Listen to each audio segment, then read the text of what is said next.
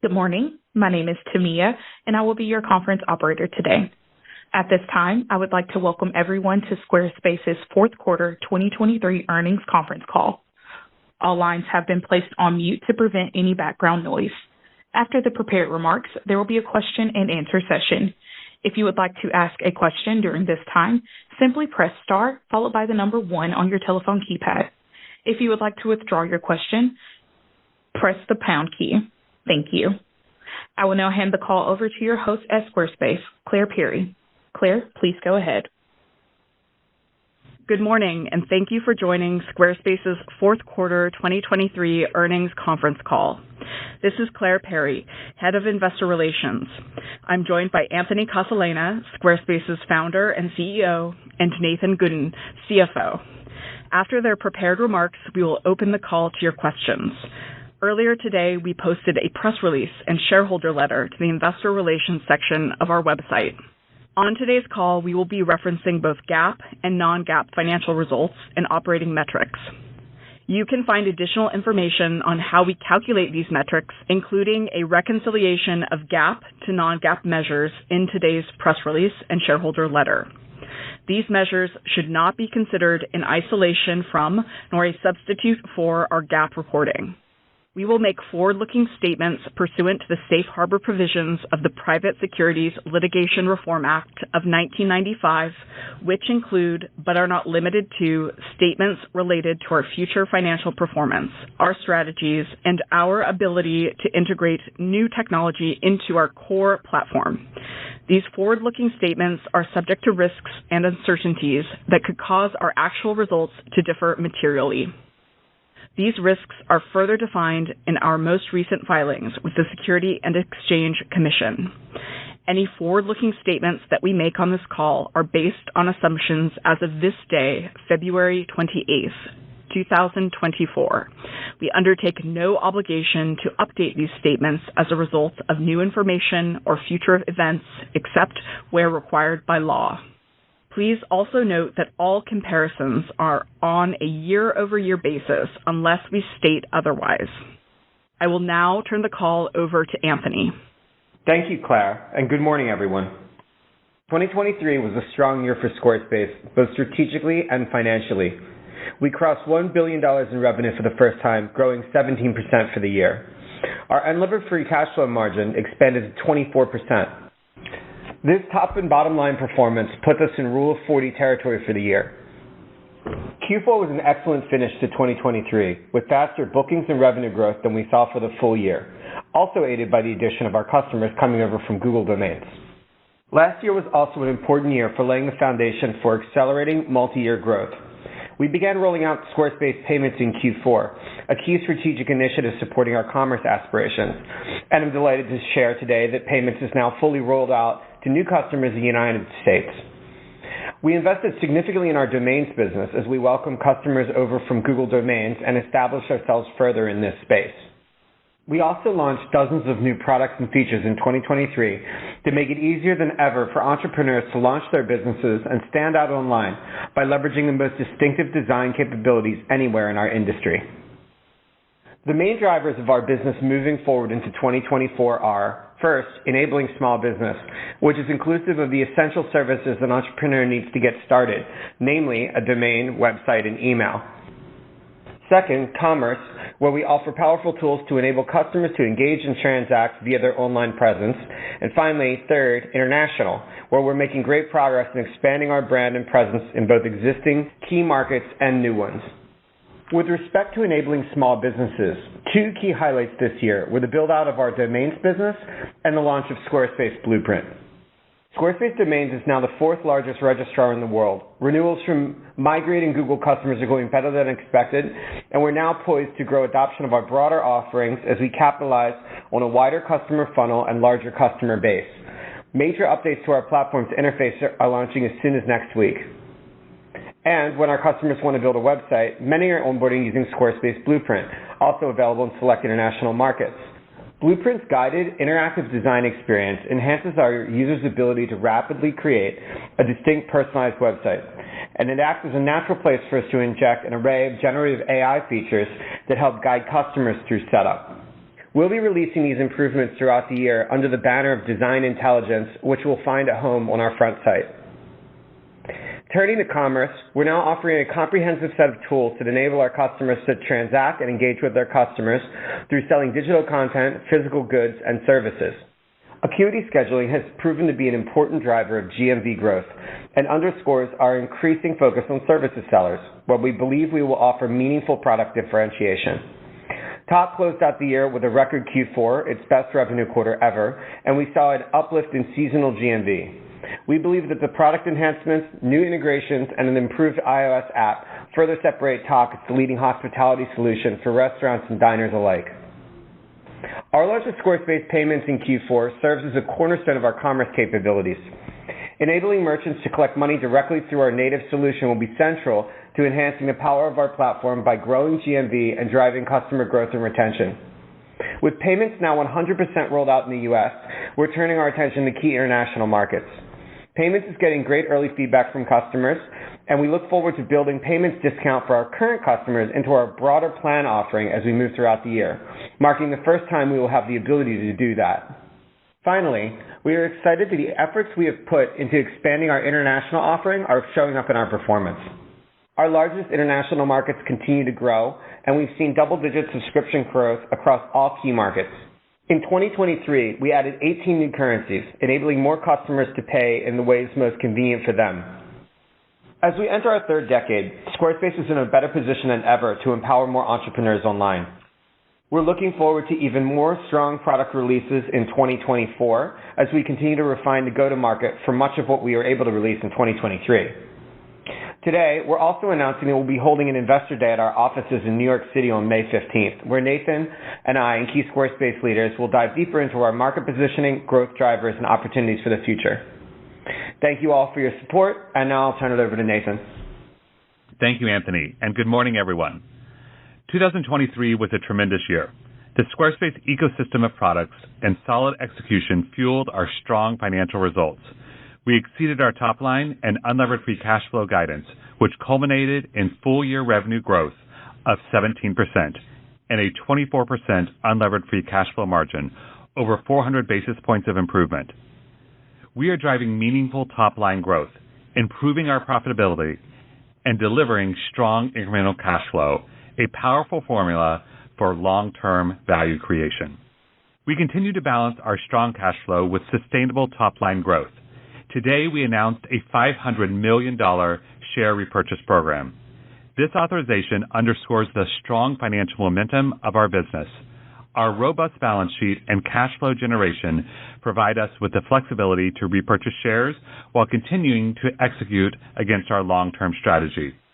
We view share repurchase programs as an integral part of our capital allocation strategy, a key topic which I will discuss more at our upcoming Investor Day in May. Turning now to the strong financial results driving our business. Q4 bookings of $286 million grew 23% as reported, and 22% in constant currency. Our acquired domain assets, consisting of single domain subscriptions originally sold by Google as part of our acquisition of Google Domains, drove about half of the growth during the quarter, followed by contributions from websites, both in presence and commerce. Related to our acquired domain assets, renewal rates from this customer base have surpassed our expectations. As a reminder, we acquired Google Domains in September 2023. This was an asset purchase with no deferred revenue. There are two primary components of the acquisition, which include the acquired domain assets and a partnership. Squarespace is the exclusive domains provider for any customer purchasing a domain along with their workspace subscription from Google directly for a minimum of 3 years. Additionally, we see benefits from Google referral pages which direct traffic to Squarespace domains. Unique subscriptions and ARPUs do not include our acquired domain assets. Full year 2023 bookings were $1.1 billion, growing 19% and 18% in constant currency. The primary driver of growth during the year was the strong retention and growth of unique subscriptions. Legacy price increases across several of our website plans were another driver of our full-year bookings growth in addition to contributions from our acquired domain assets. We are delighted by the momentum we achieved through 2023, with bookings growth accelerating quarter after quarter and driving $169 million of incremental growth in the year. Revenue of $271 million exceeded the high end of our guidance of $261 to $264 million in the fourth quarter, which represents 18% growth and 16% in constant currency. In addition to positive contributions from foreign exchange, we saw stronger new subscription acquisitions from websites. We continue to see a positive halo effect following our acquisition of Google Domains, where we see robust referral traffic to Squarespace, increases in premium plan mix, and new unique subscriptions.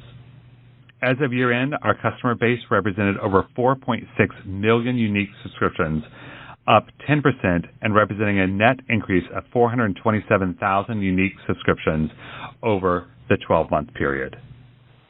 Q4 2023 revenue highlights included presence revenue of $188 million, growing 20% and 18% in constant currency, and $82 million of commerce revenue, growing 14% and 13% in constant currency.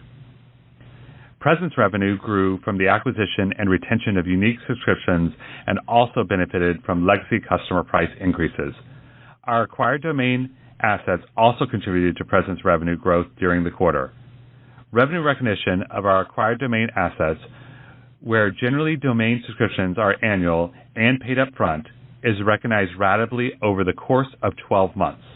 Therefore, we see greater contributions from this important customer base in our presence revenue in 2024. Squarespace has built a strengthening, diverse commerce portfolio to support our customers' e-commerce needs, including physical goods and service sellers, as well as hospitality customers.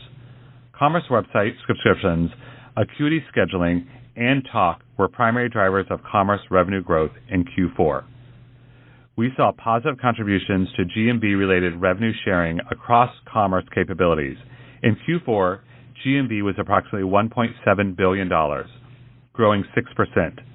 We saw strength in Acuity scheduling this quarter, and Talk had a great finish to the year with strong seasonal uplift in reservations, leading to record high GMV and solid subscription revenue contributions from customers.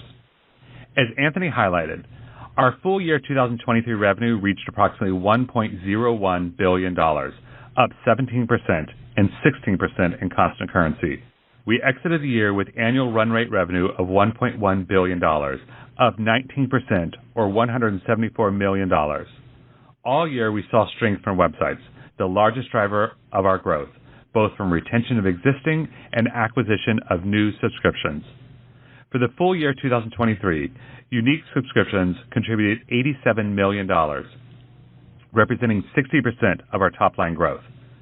Price increases across our subscription offerings contributed $39 million, representing approximately 27% of our top-line growth, with renewal rates supporting strong cash retention. Price increases had an outsized impact on our presence revenue during the year.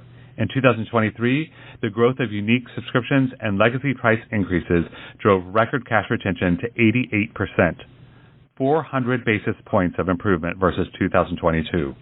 As of year-end, ARPUs accelerated 9% to $228, primarily the result of the increase in revenue associated with our unique subscriptions and price increases across several of our subscription plans. International revenue was $286 million, growing 17% and 14% in constant currency and representing 28% to our total revenue during the full year period. Strong growth in websites across the target markets contributed to our revenue growth. In 2023, we increased our currency options 5 times, which, alongside growing our support languages, bolsters our ability to support our international customers. As Anthony mentioned, international is a key growth driver for our business as we look to bring our ecosystem to new markets. We are focusing resources on markets where we see clear synergies with our differentiated design and where our product market fit is well supported. We are investing in product features, targeted marketing campaigns, and building ties with pro users through Circle, our partner program, to deliver growth. Through our powerful business model, we drove profitability as a result of solid execution and operating improvement. offsetting the temporary gross profit margin impact from our acquired domain assets. We intend to improve profitability while we continue to invest to support long-term growth and shareholder return. Turning to our margin profile. Our non-GAAP gross profit margin was 81% in full year 2023, a decline of 286 basis points. Cost of revenue increased in the year, primarily due to domain registration fees associated with our acquired domain assets. As legacy Google domain customers renew their domain subscriptions, we pay registry fees up front, but recognize associated revenue ratably over the course of 12 months, as I mentioned earlier. Our customer operations costs increased on an incremental dollar basis, but as a percentage of revenue remained in line with 2022, showing that we are able to sustain an efficient model for our business as we scale. We see AI as a continued driver of efficiency in our customer operations. We have been using AI models to bolster parts of our platform and enhance our customer support for the better part of a decade. We will continue to leverage technology to drive efficiency in our business. Moving to operational expenses. We improved non-GAAP operating efficiency in areas throughout the year, lowering expenses as a percentage of revenue. In 2023, non-GAAP R&D expense was $183 million, or 18% of revenue, an improvement of nearly 280 basis points, primarily due to efficient spending in cash-based payroll with increased capitalization year over year. During the same period, non-GAAP marketing and sales expenses were approximately $313 million, or 31% of revenue, an improvement of nearly 400 basis points. Our marketing attribution model has been efficiently directing the mix of spend to the optimal marketing channels, helping us drive better ROI. During the year, we prioritized direct response channels and decreased investment in brand advertising. These changes supported increases to our growing subscription base. Finally, non-GAAP G&A expenses were $90 million, or 9% of revenue. We improved non-GAAP G&A expenses both on a dollar basis and as a percentage of revenue more than 250 basis points, primarily due to taxes. In 2023, we focused on execution and efficiency, which can be seen across each of the operating expense areas. Full year 2023 adjusted EBITDA increased 60% to approximately $235 million, or 23% of total revenue, nearly 600 basis points of improvement compared to the previous year, driven by our operational discipline. This performance more than offset impacts related to the acquired domain assets and increases in employee expenses. Turning now to the balance sheet and cash flow statement. We finished Q4 with cash and cash equivalents of approximately $258 million and approximately $18 million of available borrowing. Total debt was approximately $569 million, of which $49 million is current. I remain comfortable with our leverage ratios today, with net debt to our trailing 12-month adjusted EBITDA at 1.2 times as of year-end. We delivered strong cash flow in 2023, surpassing the high end of our guidance. Our cash flow from operating activities grew 41% to $231 million. We generated strong unlevered free cash flow of $241 million for the trailing 12 months, or 24% of total revenue, a growth rate of 46%, surpassing the high end of our guidance. The outperformance was primarily due to strong bookings, driven by renewals and acquisition of our website business. Our consistent levels of positive unlevered free cash flow afford us opportunities to innovate and develop new products, where we see opportunity to provide more value to our customers and to plant seeds for long-term growth. In 2023, we returned approximately $26 million of cash to shareholders under our current share repurchase authorization. This represents purchases of approximately 1.3 million shares at an average price per share of $22.17 on the open market. At year-end, we had approximately $54 million remaining on the current authorization. The shares we purchased in 2023 had an anti-dilutive impact and offset some of our stock-based compensation grants. Turning to our guidance for Q1 and full year 2024, we are expecting another year of strong growth for Squarespace, driven by our expanded ecosystem, contributions from renewing Google domain customers, and the continued strong performance of our website business. In Q1 2024, we are targeting total revenue in the range of $274 to $277 million. This represents 16% growth at the midpoint. We expect unlevered free cash flow during the quarter to be in the range of $83 to $86 million, which implies an unlevered free cash flow margin of 31% at the midpoint of the range. Our Q1 unlevered free cash flow margin reflects the seasonal strength in bookings, including the added benefit of bookings from our Google domain asset acquisition. For the full year 2024, we expect total revenue to be in the range of $1.17 to $1.19 billion, representing growth of 17% at the midpoint of the range. Unlevered free cash flow is expected to grow through the year to the range of $290 to $310 million and implies an unlevered free cash flow margin of 25% at the midpoint of the range. Related to the full-year revenue guide, we expect contributions from our Google Domains assets to be in the range of $85 to $88 million. I want to call out that we are not including any material contributions from either pricing of our core offerings or cross-selling of Squarespace products to our Google Domain customers in our revenue guidance. Adjusted EBITDA is expected to improve as the year progresses, ultimately showing similar leverage to our full year 2024 unlevered free cash flow margin as we benefit from improved marketing efficiency in the second half of 2024. Finishing where I started, I couldn't be more proud of our performance in Q4 and 2023. Our teams helped drive steady performance, enabling us to maintain a strong outlook and steadfast execution. 2023 was my first full year as CFO at Squarespace, and it is clear that we have a strong foundation for growth, supported by our growing Squarespace ecosystem and suite of products. Thank you to our employees who execute daily to deliver value to our customers. I look forward with confidence and excitement in this new year. With that, operator, please open the line for the Q&A portion of the call. Certainly. We will now begin the question and answer session. By way of reminder, if you would like to queue for a question, it is *1 on your telephone keypad. The first question comes from the line of Matt Pfau with William Blair. Your line is now open.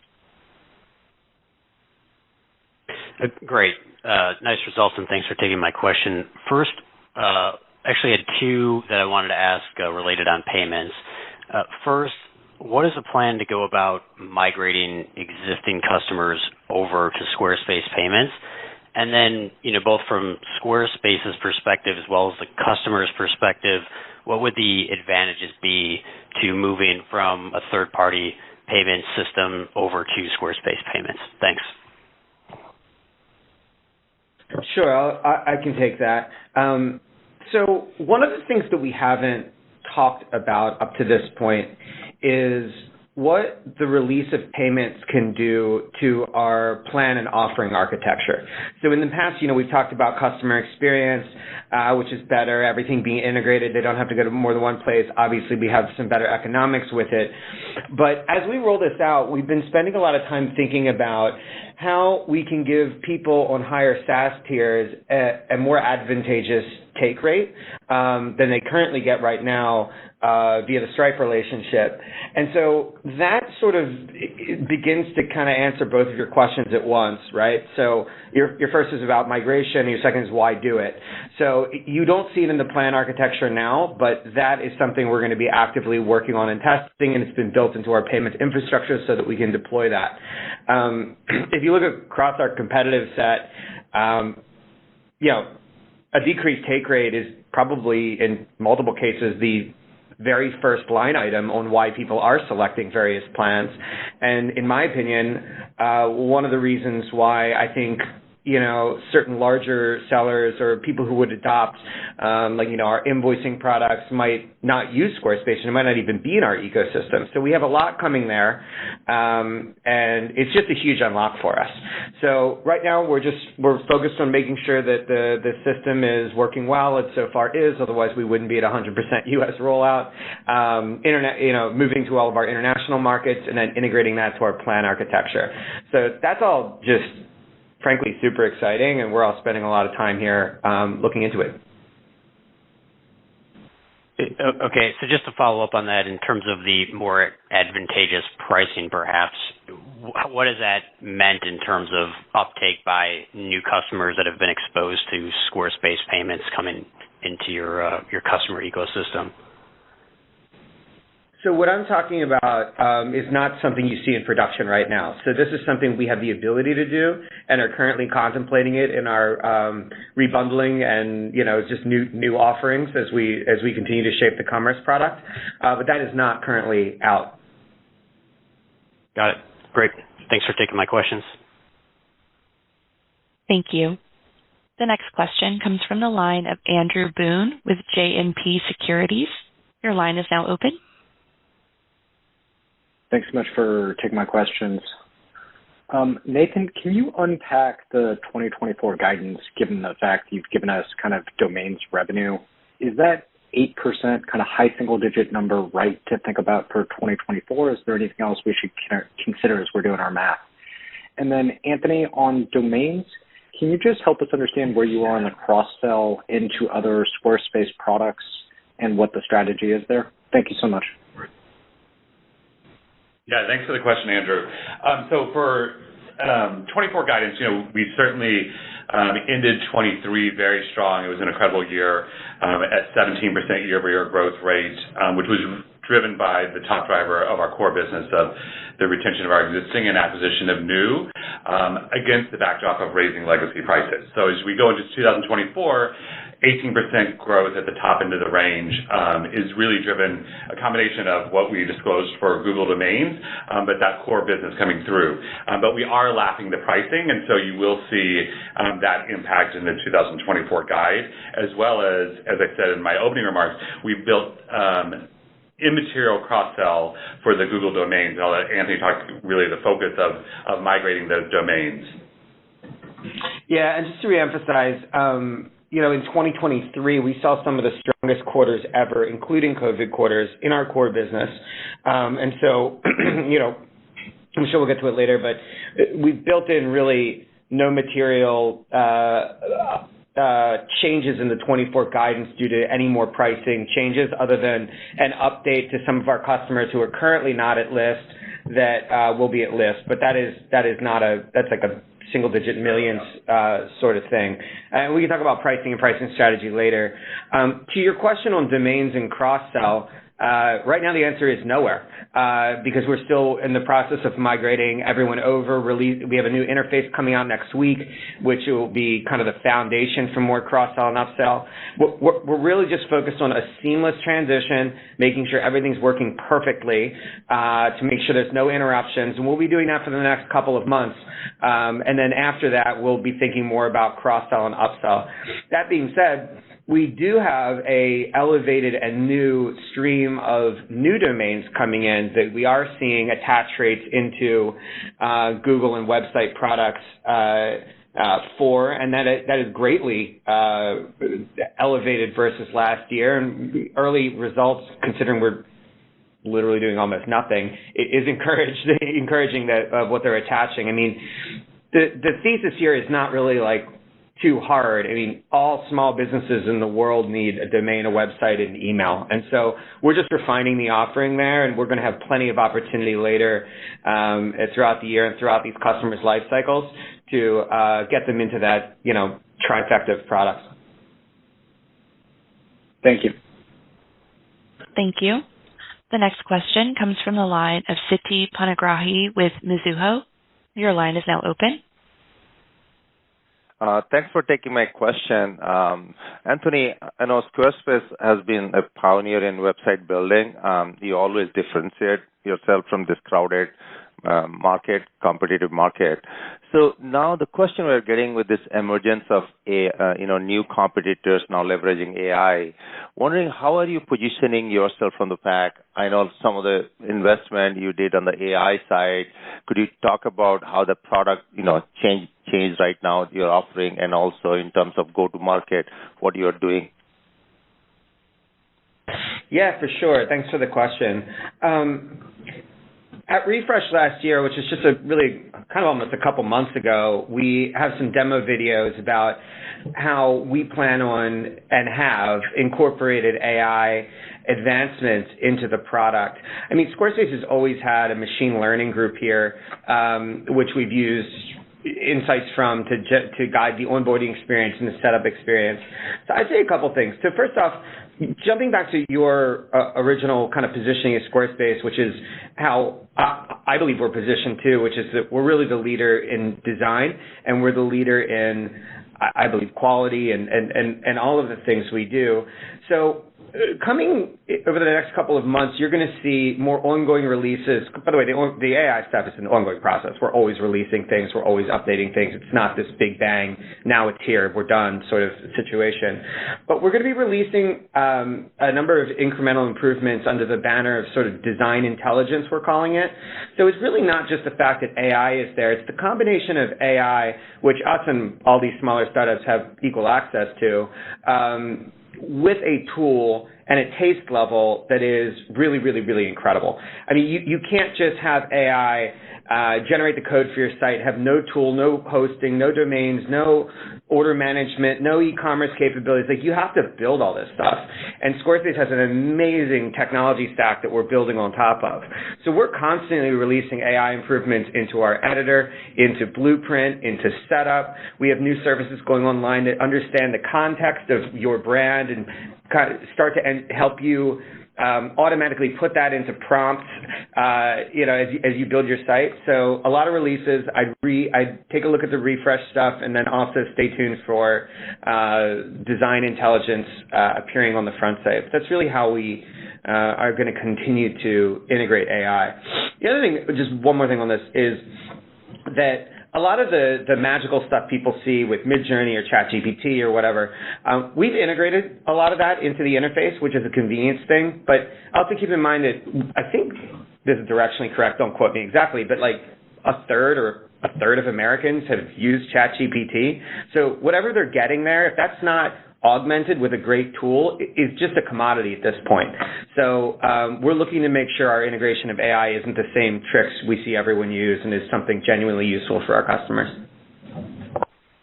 That's a great color. And Nathan, just quick housekeeping question. So I don't know if you talked about the Google domain impact on revenue and gross margin in Q4.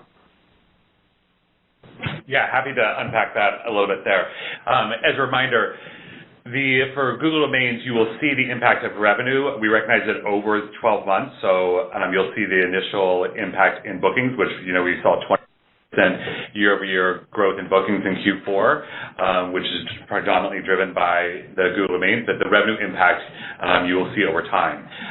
There was an 820 basis point degradation in our margin, which we were not surprised by.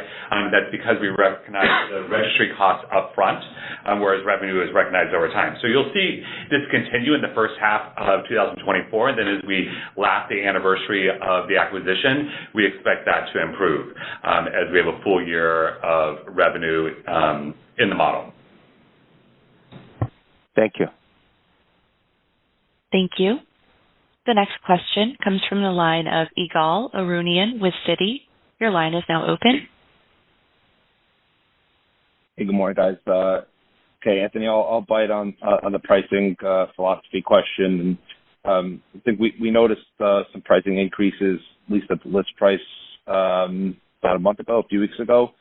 So can you talk about that, what the impact might be? It sounds like it's not super material, or at least in terms of your guidance, and then how you're thinking about pricing and pricing opportunity moving forward from here. Thank you for biting. I'll touch on 3 areas.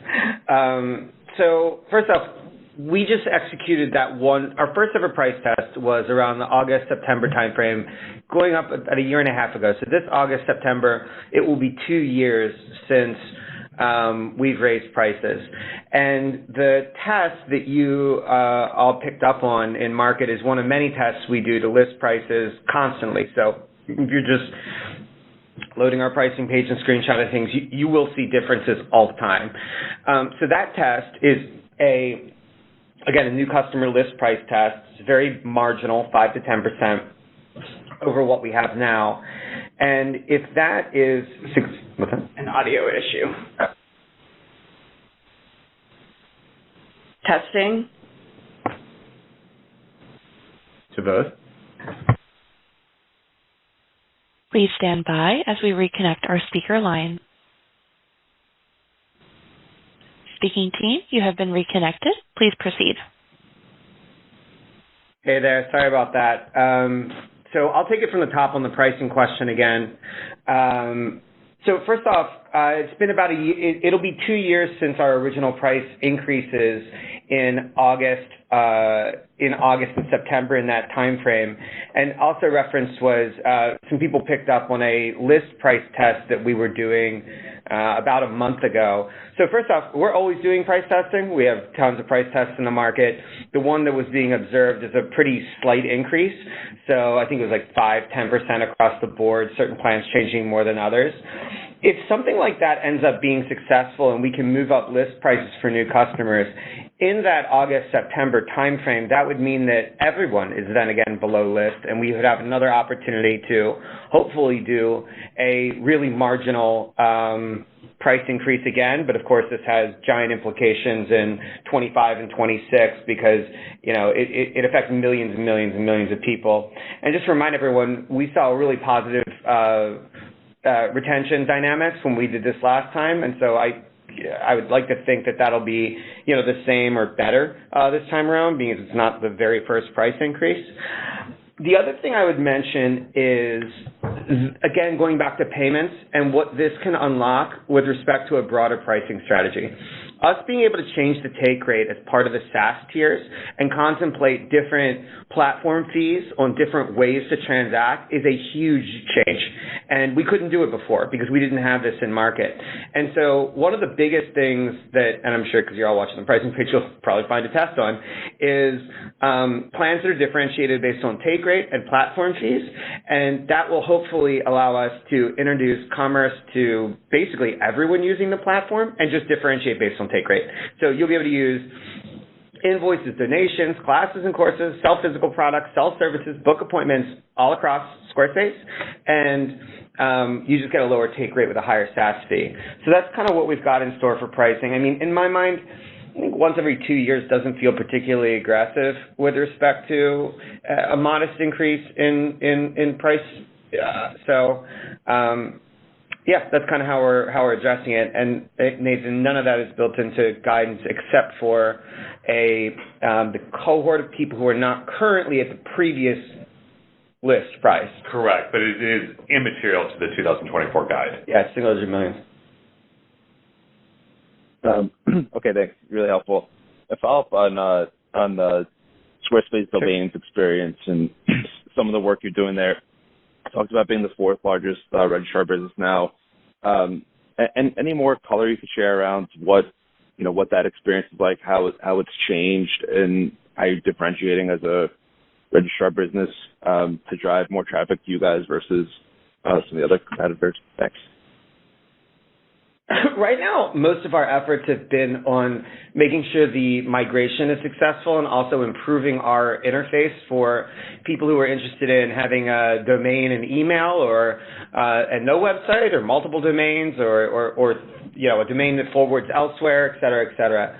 So again, I think as early as next week, you may see a new interface starting to roll out, which is just a big upgrade on everything that's going on. And the majority of the customers moving over from Google will experience that interface. The migration has been started, but there's, it's a small percentage of the actual number of domains that have actually moved over right now.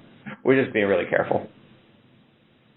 And Igal, I will say, since we closed the transaction in September, we are seeing very good retention of the legacy business that continues to exceed the expectations that we had at the close of the deal. So happy with the overall transaction and where it's trending. Great. Thanks so much, guys. Thank you. The next question comes from the line of Ken Wong with Oppenheimer. Your line is now open. Great. Thanks for taking my question. I wanted to maybe just kind of dive in on the fiscal 24 revenue guidance again. One way I think we typically think about the growth rate of revenue is that kind of bookings leads revenue. You obviously exited with a really high 23% bookings growth rate. I guess why wouldn't we think of the 24 revenue growth rate being closer to that number? Is there something we're missing in terms of the revenue lag or what might be in bookings versus top line? Yeah, that's a great question, Ken. So the 23% year-over-year bookings in Q4 that we saw, the top driver of that was Google domains flowing through. The second driver being our core business. As that flows through 2024, because we recognize the revenue from Google over 12 months, you don't see that tick up really until the last half of the year when we lap the acquisition. And so the latter part of this year, you will see a improvement on that side. And also to mention, in the core, you are lapping price increases. Got it. But at a high level, kind of that booking leads revenue shouldn't be too much of a stretch. Like, granted, there's maybe some ups and downs depending on quarter, and obviously you've got some acquisition stuff we have to kind of work through. Correct. That is the essence of our model. Okay, perfect. And then maybe just a follow up for you, Anthony, on the domain side. Now that you guys have kind of harmonized the experience, you guys have taken ownership of it from Google. Are you seeing a similar kind of customer funnel coming in? I realize the retention has been really good, but I'm just wondering in terms of kind of the new lead gen, has that been consistent with expectations when you purchased the asset? The new lead gen remains greatly elevated over our standalone business from last year, and that elevation has been sustained. I think and the attach rate on those new customers, we're monitoring very closely, even though we do not have an optimized experience there. Just to reemphasize this, we have not currently migrated over most Google domains. We've migrated a minority over, and we have an interface out there that does not prioritize cross-sell and upsell. That you'll see something appear, again, within a week or so. It does a much better job at that. So it's just extremely early days. But, in terms of how we're positioned, this fits into my mind is that trifecta of things all small businesses need: a website, email, and a domain. And so we're going to continue to iterate on that experience. But yeah, the funnel increase of new customers has been really, really encouraging. And it'll only get better as we solidify the domains offering, get better SEO optimization, refine how we're packaging and offering it. But it's just, it's really, really early days. So I think the revenue and the bookings we're seeing are great, but I think the best is yet to come. And I would layer on that it is important as you think about the guide, because we are very focused on the migration, that it is a successful customer experience becoming a Squarespace customer. That is why we've not included the cross-sell impact from these millions of customers coming into the Squarespace ecosystem. Yeah, the guide has limited cross-sell because we just need to observe it. Yeah. Okay, perfect. Thank you, guys. Thank you. The next question comes from the line of Chris Zhang with UBS. Your line is now open. Hi, thanks for taking our question. So I wanted to hear your perspectives on the verticalization in website builders, and pretty notably in the POS software industry, and I guess particularly by some of the leading restaurant POS providers offering website builders for example, with Clover go to the market with BentoBox, Toast, and Shift4 having recently introduced website builders for their restaurant customers. And of course, Square has had Weebly and Square Online for a while. So those are not their core business, but those are tightly integrated with the POS software those restaurants use to run their business day in and day out. So maybe can you share with us if you have seen an increase in competition from this types of vertical software providers in hospitality and maybe some other verticals, and also can you discuss some of the cross-sell between Talk and your existing website product? Thank you. Sure. We generally have not observed a large amount of competition when, email marketing companies or other companies, point-of-sale companies, want to offer a website with their core offering. In fact, the kind of reverse economics should be true. Like, it certainly is in Squarespace. I mean, if the website right now is, $20, $30, $40 a month, the Talk subscription is hundreds. And the GMV flowing through the platform is what's really important, and frankly, how a lot of these businesses are driving their choice of tools, right? It's kind of inverted from website first and then the rest of the tools. Although we certainly see that. I think what's interesting is for us, as we get kind of more vertical scalable tools in place, like for instance our email marketing tools, and can further integrate those with Talk, that kind of upsell is much more of what I would be looking to do versus having, a couple thousand additional websites from the restaurant customers. So, I don't, if a vertical provider shaves off a few thousand websites, it's really kind of immaterial to us. But, that being said, there was always a giant overlap between Talk and Squarespace, just organically. A ton of Talk restaurants, of course, having their own brand, use Squarespace, and so that's where a lot of that came from originally. But the cross-sell we're looking for is more higher margin, higher value products, not necessarily the website SaaS subscription. Got it. It's super helpful, Anthony. And I guess a follow-up would be maybe just can you talk about the top of the funnel strength in the core website product so far this year, given Q1 is such an important quarter? Yeah, it's really strong. Again, I mentioned multiple times that last year we had some of our best quarters ever from new trials created. We're just we're 2/3 through Q1, and it's been really positive. So we're on track there. All right, it's great to hear. Thank you. Thank you. Thank you. The next question comes from the line of Naved Khan with B. Riley Securities. Your line is now open. Yeah, great. Thanks a lot. So, two questions. One on your marketing spend as a percentage of revenue, it was elevated versus Q4 of 22. Is it just the fact that you're leaning into marketing because you see opportunity, or is it more of a channel mix? Just wondering what's going on, or maybe associated with you push into Acuity and some other products that you have kind of relaunched recently. So that's one. The other is just on new markets. Anthony, any thoughts on maybe going into any new international markets in 2024? Yeah, so I'll start with on the marketing and sales question, specifically on Q4. There are several things rolling through here. The amortization of the additional expense related to the Google acquisition rolls through.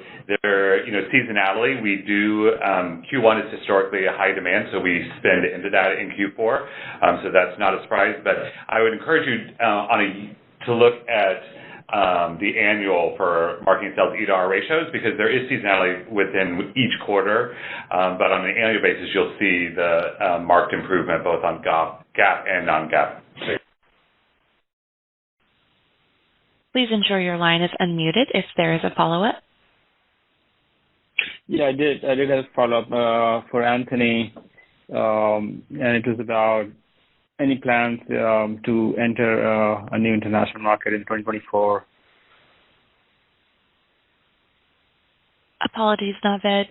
And participants, please hold as we reconnect our speaker lines.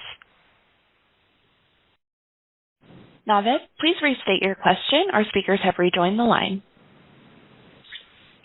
Yes, thank you. The second question was for Anthony about if you have any plans to add a new market, new geo in 2024.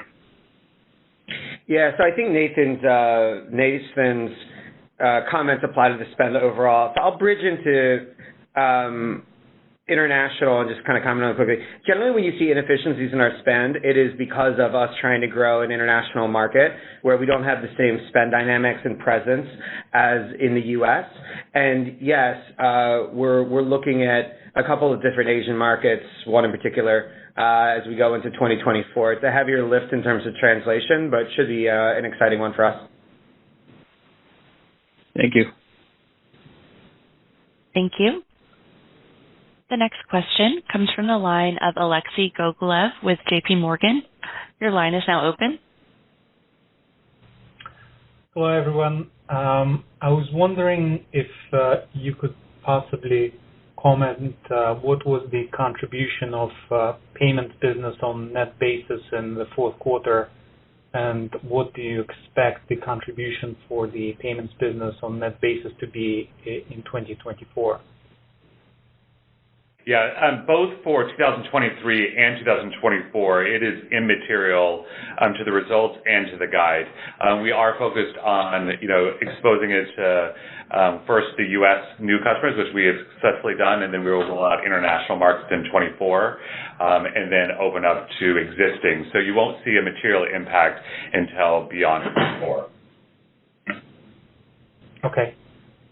Thank you for that. Thanks, Nathan. And then Anthony, I had another kind of very high-level question around the comment of your capital allocation. Obviously, that $500 million buyback sounds very impressive. I was wondering if, first of all, you have any thoughts on the potential cadence, whether it will be front-loaded or evenly split over a certain period of time.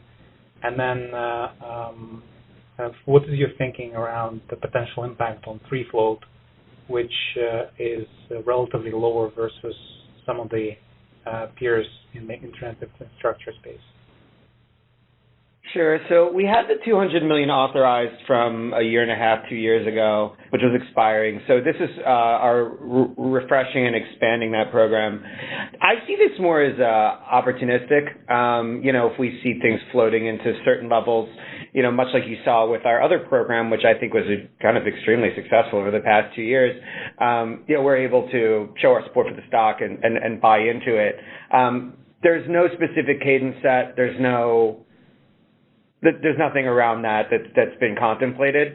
And I should also emphasize that, this will probably be an ongoing portion of how Squarespace operates in terms of returns capital, and it shouldn't be viewed as being instead of something else. It's not instead of us buying something. It's not instead of us growing headcount. As you've seen over the years, we've been really, really disciplined about moving free cash flow up, and this is just one of the many things we can do with that. Also, I think Nathan quoted our net debt leverage ratio earlier. It's very, very low. So we're not stopped from doing anything because of this, and it's just a component of how we're going to operate, in addition to expanding margins. Yeah, I would layer on that, Alexei. We would view the share repurchase program as an integral part of our overall capital allocation strategy, and the Investor Day in May, we will talk more about our overall philosophy around capital allocation. Thank you both. Thank you. This will conclude today's conference call. Thank you all for joining, and you may now disconnect your lines.